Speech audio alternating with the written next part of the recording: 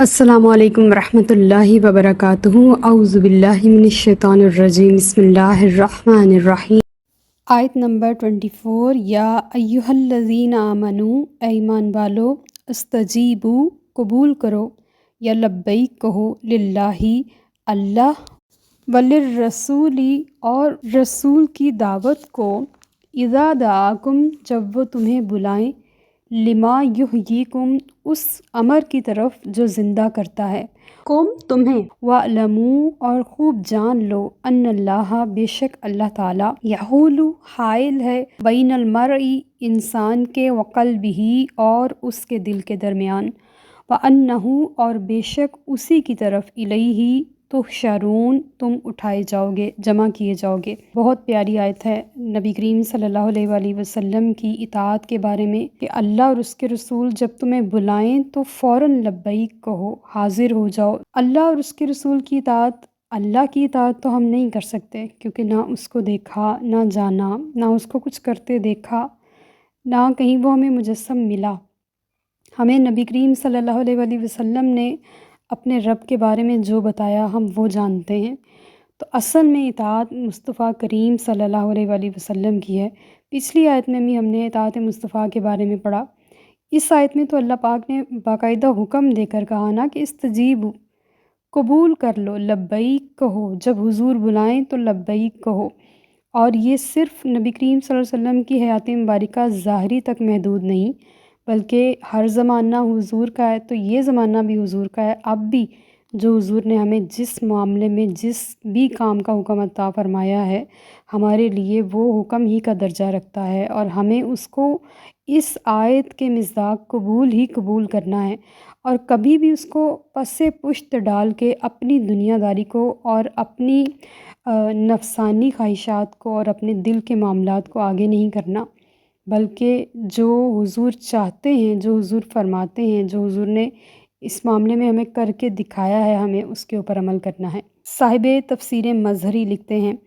کہ ہر بات میں سنت نبوی کی اطاعت سے دل زندہ ہوتا ہے، حضور کی نافرمانی سے دل مردہ ہو جاتا ہے۔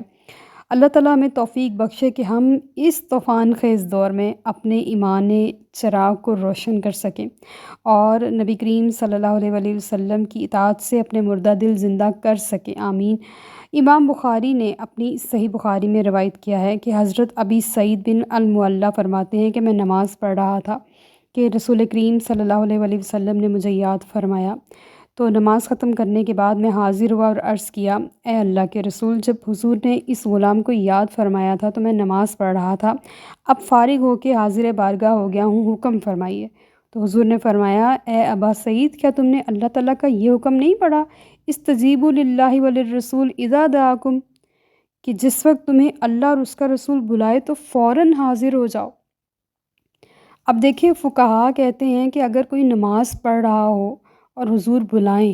تو وہ حضور کی بارگاہ میں حاضر ہو جائے، اس کی نماز اس آیت کے تھرو نہیں ٹوٹے گی۔ سبحان اللہ، حضور کا بلانا اللہ ہی کا بلانا ہے۔ اگر حضور بلا رہے ہیں اور وہ کوئی شخص اللہ کی بارگاہ میں کھڑا ہے تو بات ایک ہی ہے، وہ حضور کی بارگاہ میں حاضر ہو جائے۔ آپ دیکھیں یہاں پہ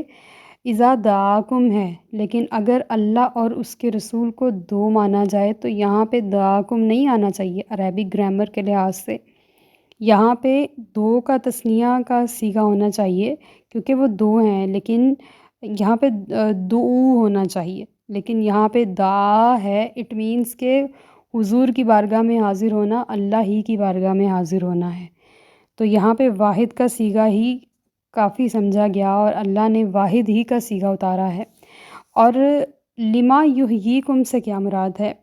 بڑی خوبصورت نکتہ ہے کہ جب بندہ نبی کریم صلی اللہ علیہ وآلہ وسلم کی اطاعت کرتا ہے تو اس کا دل زندہ ہو جاتا ہے۔ حضور ہمارے مردہ دلوں کو زندہ کرنے ہی تو تشریف لائے تھے۔ کیا حالات تھے عرب کے، اور کیا ان کی ذہنی اور اخلاقی کیفیات تھی، اور وہ کس پسماندگی میں اور جہالت کے اندھیروں میں کس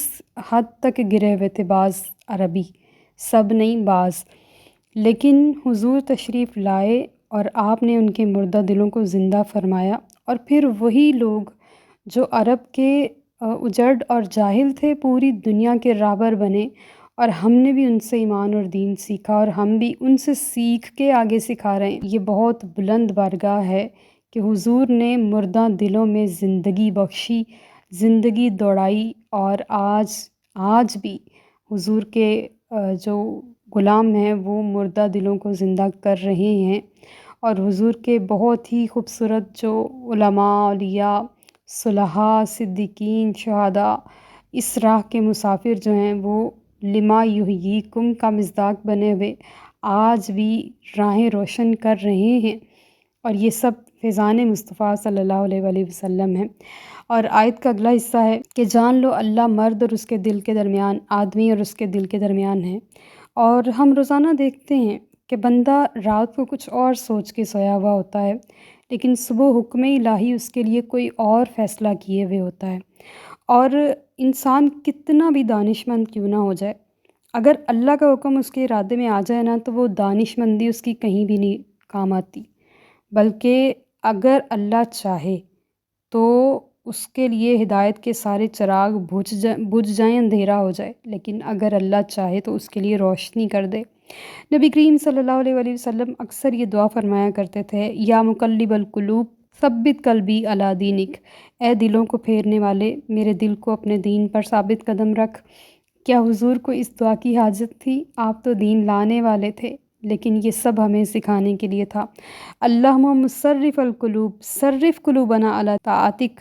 اے دلوں کو پھیرنے والے میرے خدا ہمارے دلوں کو اپنی فرما برداری کی طرف پھیر دے۔ کتنی پیاری دعائیں حضور مانگا کرتے تھے، اور ہمیں بھی سکھا رہے ہیں کہ اللہ جب بندے اور اس کے دل کے درمیان حائل ہو جاتا ہے تو دنیاوی کام اور معاملات تو ایک طرف رہ جاتے ہیں، ہدایت سب سے پہلے اس کے آگے کھڑی ہو جاتی ہے۔ تو ہمیں ہر وقت یہی دعا کرتے رہنا چاہیے کہ مولا کبھی ایسا وہ دن نہ آئے کہ ہم تیری بارگاہ میں تیری رحمت سے اور ایک لمحے کے لیے بھی نفس و شیطان کے حوالے ہو جائیں،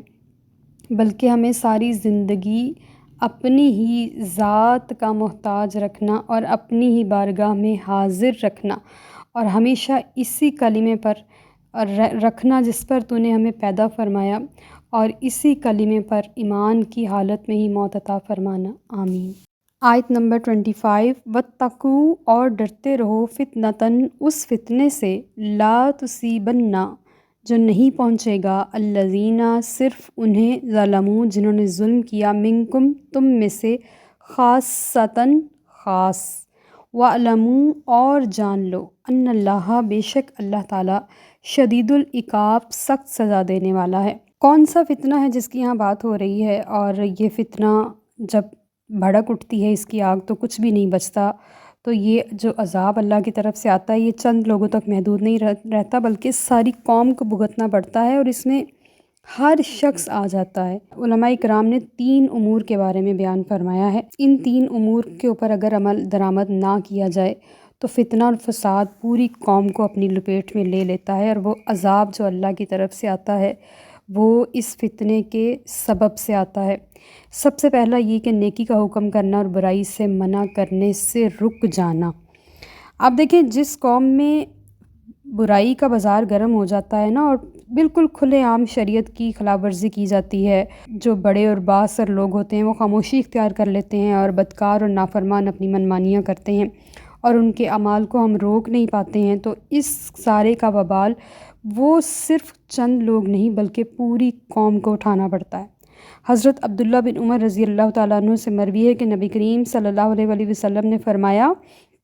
اے لوگو، نیکی کا حکم کیا کرو اور برائی سے روکا کرو، ایسا نہ ہو کہ اللہ تعالیٰ ناراض ہو جائے، پھر تم دعائیں مانگو اور وہ قبول ہی نہ فرمائے، تم استغفار کرو اور وہ تمہیں بخشے ہی نہ، استغفر اللہ من ذالک، کبھی ایسا نہ ہو۔ اور دوسرا ہے جہاد ترک کرنا، یعنی کہ چھوڑ دینا۔ جب کوئی قوم جہاد چھوڑ جاتی ہے نا، اللہ تعالیٰ کی راہ میں زندگی کو قربان کرنا چھوڑ دیتی ہے، تو ساری قوم ذلت میں پڑ جاتی ہے۔ آج ہم بھی دیکھ لیں ہم ذلت میں کیوں پڑے ہیں۔ اور جو تیسرا عمل ہے وہ میدان جہاد سے بھاگنا، اور علماء کرام نے ان تینوں کو بطور مثال پیش کیا ہے، یعنی کہ یہ آپ یہاں پہ حصر نہیں ہے، حصار نہیں ہے کہ یہ تینوں ہی چیزیں ہیں، لیکن یہ تینوں چیزیں ہیں۔ اگر کوئی قوم نیکی کا حکم نہیں دیتی، برائی سے منع نہیں کرتی، جہاد نہیں کرتی اور میدان جہاد سے بھاگتی ہے تو پھر وہ جو فتنے کی وجہ سے اللہ کی طرف سے شدید عذاب آتا ہے اس میں ہر وہ شخص پس جاتا ہے جو اس پہ خاموشی اختیار کر رہا ہوتا ہے، یعنی کہ دل سے برا جان رہا ہوتا ہے۔ جہاں پہ زبان استعمال کرنی ہو وہاں دل سے برا جاننے سے بات نہیں بنتی۔ آیت نمبر 26، وَاذْکُرُوا، اور یاد کرو، اس انتم، جب تم، قلیلم، تھوڑے تھے، مستضعفون، کمزور سمجھے جاتے تھے، فی الارض، زمین میں، تخافون، ڈرتے رہتے تھے، ان یتخطفکم، کہ اچک نہ لے تمہیں، الناس، لوگ، فآواکم، پس تمہیں پناہ دی اس نے، وأیدکم، اور طاقت بخشی، بنصرہ، اپنی نصرت سے، اپنی مدد سے، ورزقکم، اور تمہیں رزق عطا فرمایا، من الطیبات،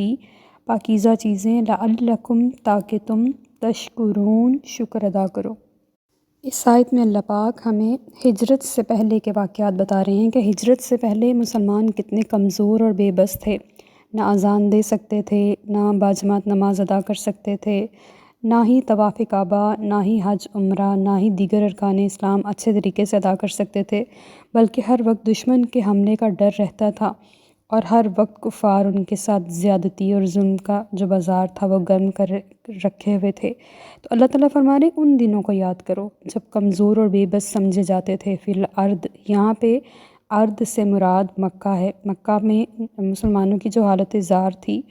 اس کا یہاں پہ تذکرہ کیا جا رہا ہے، اور پھر یہ کہ ڈرتے رہتے تھے کہیں تمہیں لوگ اٹھا کے نہ لے جائیں، اور ایسا ہوتا بھی تھا، اور کتنی مشکلات سہیں، اور جیسے شیب ابی طالب میں رہنا پڑا، اور ان کا سوشل بائیکاٹ کر دیا گیا، کاروبار ان سے لین دین، یہاں تک کہ فاقوں تک کی بھی نوبت آ گئی تھی۔ بہت ہی زیادہ تکلیف دہ حالات اہل ایمان نے وہاں برداشت کیے۔